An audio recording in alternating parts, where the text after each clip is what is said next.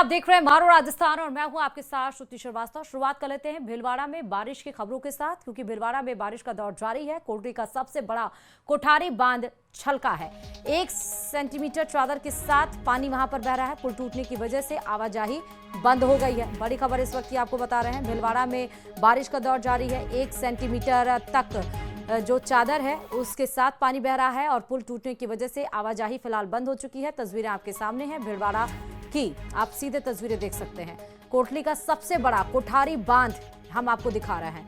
ये कोटली का सबसे बड़ा बांध है, कोठारी बांध, जहां पर आप देख सकते हैं कि पानी बह रहा है। 1 सेंटीमीटर चादर के साथ यहां पर पानी बह रहा है। पुल टूटने की वजह से जो आवाजाही है वो फिलहाल बंद हो गई है। तो झमाझम बारिश की वजह से कोठारी नदी में भी 1 सेंटीमीटर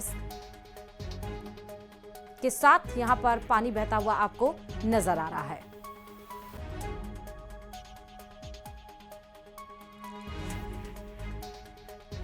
प्रदेश में मानसून आने के बाद बादल मेहरबान हो गए। मौसम विभाग के बारिश के आंकड़ों पर गौर किया जाए तो 3 जुलाई तक प्रदेश में 155.8 mm यानी मिलीमीटर बारिश दर्ज की जा चुकी है, जिसके बाद किसानों के चेहरे खिल उठे हैं। देखते हैं इस रिपोर्ट में।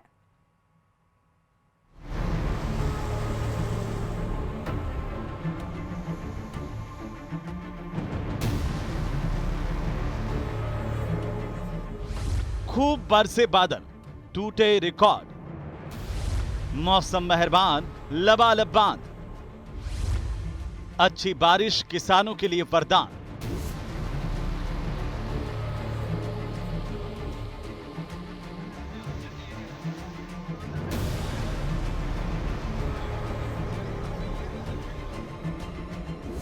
प्रदेश में जिस जून के महीने में रिकॉर्ड तोड़ गर्मी होती थी, लू से लोगों का जीना बेहाल हो जाता था, उसी जून में इस बार रिकॉर्ड तोड़ बारिश हुई। जुलाई शुरू हो गई है, लेकिन प्रदेश में बादल जमकर बरस रहे हैं। आलम यह है कि 1 जून से 3 जुलाई तक प्रदेश में 155.8 mm बारिश दर्ज की जा चुकी है, जो सामान्य से 135% से ज्यादा है, जो किसानों के लिए वरदान साबित हुई है। राजस्थान में इस बार मानसून धुएंधार बल्लेबाजी कर रहा है। अब तक अगर देखा जाए तो राजस्थान के अंदर 1 जून से लेकर के 3 जुलाई के बीच में 155 mm से ज़्यादा बरसात हो चुकी है। राजस्थान में पूरे मानसून सीजन के दौरान कुल 435 mm बरसात होती है, यानी कि 36% पानी वक्त से पहले ही बरस चुका है।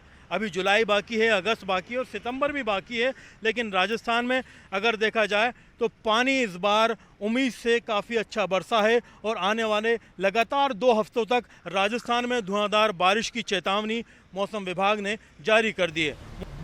प्रदेश में हर साल अब तक 66.3 mm बारिश दर्ज की जाती थी, लेकिन इस बार ये आंकड़ा 155.8 mm तक पहुंच गया। तो वहीं राजस्थान में हर साल जुलाई, अगस्त और सितंबर में कुल 435 mm बरसात दर्ज की जाती है, लेकिन जून में ही कुल बरसात की 36% बारिश हो चुकी है।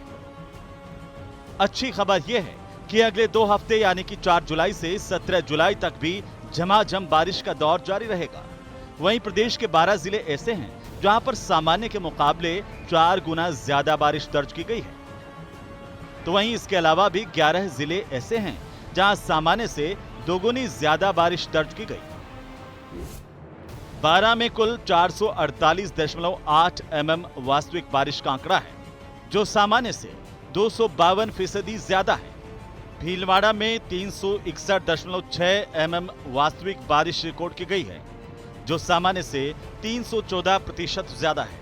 कोटा में 357.2 mm ज्यादा बारिश हुई है, जो सामान्य से 209% ज्यादा है। तो बांसवाड़ा में 330.2 mm ज्यादा बारिश हुई है, जो सामान्य से 183% ज्यादा है। चित्तौड़गढ़ में 304.7 mm ज्यादा बारिश हुई है, जो सामान्य से 210% ज्यादा है।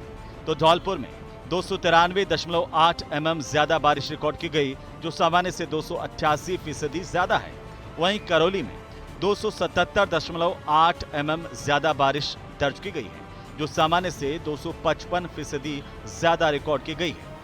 दौसा में 245.6 mm ज्यादा बारिश हुई, जो सामान्य से 205%, जालोर में 167.8 mm ज्यादा बारिश हुई, जो सामान्य से 234% ज्यादा है। वहीं टोंक में 241.4 mm से ज्यादा बारिश हुई है, जो सामान्य से 219% ज्यादा है। अजमेर में 219.9 mm ज्यादा बारिश हुई है, जो सामान्य से 239% ज्यादा है। तो वहीं पाली में 201.5 mm ज्यादा बारिश हुई है, जो सामान्य से 213% ज्यादा है। प्रदेश में बीकानेर और बाड़मेर ही ऐसे जिले हैं जहां सबसे कम यानी कि बीकानेर में सामान्य से 3% ज्यादा और बाड़मेर में सामान्य से 8% ज्यादा बारिश दर्ज की गई है। बरसात का ये मौसम एक तरफ खुशियों का है तो वहीं दूसरी तरफ सावधानी का भी है। मौसम विभाग के मुताबिक किसान खरीफ फसलों की बुआई जल्द करें तो अच्छा रहेगा। बुआई के लिए ये बिल्कुल सही समय है। फिलहाल किसानों के लिए अच्छा मौका बताया जा रहा है कि वक्त रहते वो बुआई करें, और मौसम विभाग ने चेतावनी भी दी है कि आने वाले वक्त में सभी जिम्मेदार विभागों को मुस्तैद रहने की ज़रूरत है, क्योंकि प्रदेश के अंदर और अच्छी बारिश दर्ज की जानी अभी बाकी है। कैमरा पर्सन अविनाश के साथ में अरबाज अहमद, न्यूज़ 18 के लिए जयपुर से। जालौर के भीनमाल शहर में पहली बारिश के बाद से ही सड़कों के हालात खराब हैं। भीनमाल से जालौर की डायवर्जन रोड बुरी तरह से टूटी होने के कारण वाहन रेंगते हुए चलते हैं। सड़क क्षतिग्रस्त होने से राहगीरों को काफी ज्यादा परेशानी का सामना करना पड़ता है। आए दिन दुर्घटनाएं हो रही हैं। फिलहाल भीनमाल रोड पर कंस्ट्रक्शन कार्य चलने की वजह से जालौर जाने वाला ट्रैफिक इस रोड पर डायवर्ट किया हुआ है, जिसकी वजह से इस सड़क पर यातायात दबाव भी काफी बना हुआ है।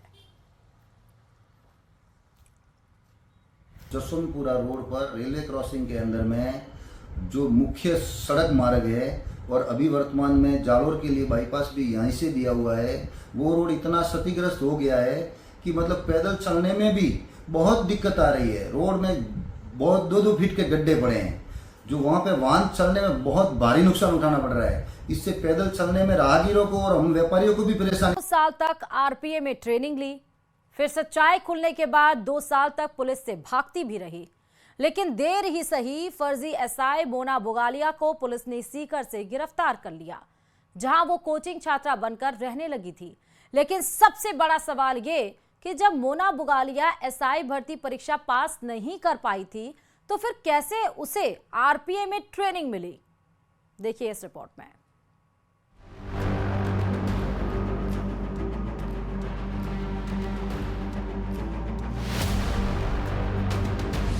फर्जी सब इंस्पेक्टर मोना बुगलिया गिरफ्तार। शास्त्री नगर पुलिस ने सीकर से किया गिरफ्तार।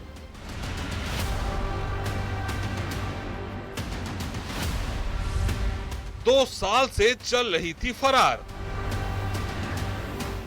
2 साल तक आरपीए में रुतबा और रौब दिखाने वाली फर्जी एसआई मोना बुगलिया अब पुलिस के हत्थे चढ़ चुकी हैं। आरोप है कि वर्दी के प्रेम में उसने फर्जी तरीके से आरपीए में ट्रेनिंग ली और इस दौरान खूब दादागिरी भी दिखाई। लोगों को व्हाट्सएप कॉल पर धमकाया। मोना का ये जुनून ही था कि एसआई भर्ती परीक्षा में फेल होने के बाद भी उसने खुद को एक एसआई की तरह तैयार किया। सोशल मीडिया पर एसआई भर्ती में चयन होने की झूठी खबर फैलाई थी, लेकिन जैसे ही उसके फर्जीवाड़े का खुलासा हुआ वो फरार हो गई। पिछले 2 साल से पुलिस उसे तलाश रही थी। 2023 में शिकायत मिलने पर पुलिस ने शास्त्री नगर स्थित उसके किराए के मकान पर दबिश दी, जहां तलाशी में मोना के रूम से पुलिस की वर्दी, बैच, आईडी कार्ड और पुलिस बेल्ट बरामद हुई थी। आरपीए में ट्रेनिंग के दौरान पुलिस अधिकारियों के साथ फोटो खिंचवाकर उसने अपने एसआई होने की फर्जी पहचान को और मजबूत किया था। फर्जी एसआई बनकर मोना बुगालिया व्हाट्सएप कॉल कर सीकर के लोगों को धमकाया करती थी। 2 साल तक फरार रहने वाली मोना को मुखबिर की सूचना पर सीकर पुलिस ने दबिश देकर अरेस्ट कर लिया। 2023 में शास्त्री नगर थाने में आरपीए की ओर से फर्जी एसआई मोना के खिलाफ शिकायत दी गई थी, लेकिन सवाल ये कि आखिर कैसे पता चला कि मोना फर्जी तरीके से आरपीए में ट्रेनिंग ले रही है। दरअसल एसआई के एक व्हाट्सएप ग्रुप में मोना बुगालिया जुड़ी थी। व्हाट्सएप ग्रुप पर मोना ने एक सहकर्मी को धमकी दी थी। धमकी देने के मामले में सहकर्मी एसआई ने पुलिस अकादमी के अधिकारियों को शिकायत की थी। जांच में पता चला कि मोना का नाम किसी भी बैच में नहीं था। इसके बाद 2023 में शास्त्री नगर थाने में आरपीए की ओर से एसआई ने मोना के खिलाफ एफआईआर दर्ज कराई। मोना बेहद शातिर थी। उसने आरपीएफ में ट्रेनिंग के दौरान पुलिस से बचने के कई गुर सीखे थे। वो मेन गेट से एंट्री नहीं करती थी जहां आईडी कार्ड की जांच होती थी, बल्कि अधिकारियों और उनके परिवारों के लिए निर्धारित गेट का उपयोग करती थी। लेकिन फिर भी पुलिस की सतर्कता के आगे वो ज्यादा दिन तक बच नहीं सकी। 2 साल की फरारी के बाद मोना बुगालिया को अरेस्ट कर लिया गया है। लेकिन सवाल यहाँ सिर्फ इतना नहीं है कि उसने फर्जी तरीके से आरपीएफ में 2 साल की ट्रेनिंग ली। सवाल यहाँ ये भी है कि इस फर्जीवाड़े में आरपीएफ में उसकी मदद किसने की। हैरानी इस बात पर भी है कि वो 2 साल तक आरपीएफ में ट्रेनिंग लेती रही, लेकिन किसी भी पुलिस अधिकारी की नजर उस पर नहीं पड़ी। फिलहाल इस मामले में पुलिस अब मोना की मदद करने वाले लोगों के संबंध में जानकारी जुटा रही है। Bureau report, news 18 Rajasthan.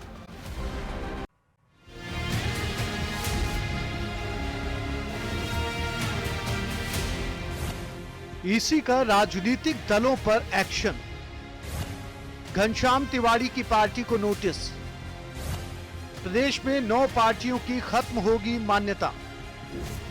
प्रदेश में 9 राजनीतिक पार्टियां ऐसी बनी हुई हैं जिन्होंने पिछले 6 साल से यानी साल 2019 से लेकर अभी तक किसी चुनाव में भाग नहीं लिया, बिल्कुल निष्क्रिय हैं, जिसको देखते हुए चुनाव आयोग ने इन पर एक्शन लिया। कारण बताओ नोटिस जारी किया गया है। इनमें सबसे बड़ा नाम राज्यसभा सांसद और सीनियर लीडर घनश्याम तिवाड़ी की भारत वाहिनी पार्टी का है, जिसे चुनाव आयोग रजिस्टर्ड सूची से बाहर करने जा रहा है। घनश्याम तिवाड़ी ने साल 2018 में भारत वाहिनी पार्टी का गठन किया था। राज्य के मुख्य निर्वाचन अधिकारी ने घनश्याम तिवाड़ी की पार्टी समेत कुल 9 पार्टियों को नोटिस जारी कर 15 दिनों में जवाब मांगा है, जिसमें राजस्थान जनता पार्टी, राष्ट्रीय जनसागर पार्टी, खुशहाल किसान party, Bharatiya Jan Hitkari party, national Jansatta party, nationalist people's front, Swachh Bharat party, Maharana क्रांति पार्टी को नोटिस दिया गया है। चुनाव आयोग ने इन पार्टियों से पूछा है कि क्या पार्टी ने अपनी गतिविधियां बंद कर दी हैं या सीमित कर दी हैं। वहीं नोटिस में इन सभी पार्टी के अध्यक्ष या महासचिव या दल प्रमुख को आयोग के समक्ष पेश होकर अपना स्पष्टीकरण रखने के निर्देश दिए हैं। अगर 15 दिनों में जवाब नहीं दिया गया तो आयोग इन पार्टियों को एक्ट 1951 के धारा 29A संबंधित नियमों के अनुसार पंजीकृत दलों की सूची से बाहर कर देगा। जयपुर से सुधीर कुमार शर्मा की रिपोर्ट। जोधपुर के बालेसर से बड़ी खबर आपको बता रहे हैं। भारतमाला एक्सप्रेस हाईवे पर हादसा हो गया है। सड़क हादसे में 2 लोगों की मौत हो गई है। लोहे से भरा ट्रेलर डिवाइडर से जा टकराया और इसमें 2 लोगों की मौत हो गई। केबिन में बैठे 2 लोगों की ऑन द स्पॉट मौत बताई जा रही है। बालेसर पुलिस अब मामले की जांच कर रही है। तस्वीरें सामने निकल कर आ चुकी हैं जब लोहे से भरा हुआ ट्रेलर डिवाइडर से जा टकराया और परखच्चे उड़ गए हैं। तस्वीरें सामने हैं। केबिन में जो 2 लोग बैठे थे उनकी ऑन द स्पॉट मौत बताई जा रही है। पुलिस को जैसे ही सूचना लगी, पुलिस मौके पर पहुंची, मामले की जांच शुरू कर दी गई है। जोधपुर के बालेसर से खबर है। भारतमाला एक्सप्रेस हाईवे पर ये सड़क हादसे की तस्वीर आपको दिखा रहे हैं।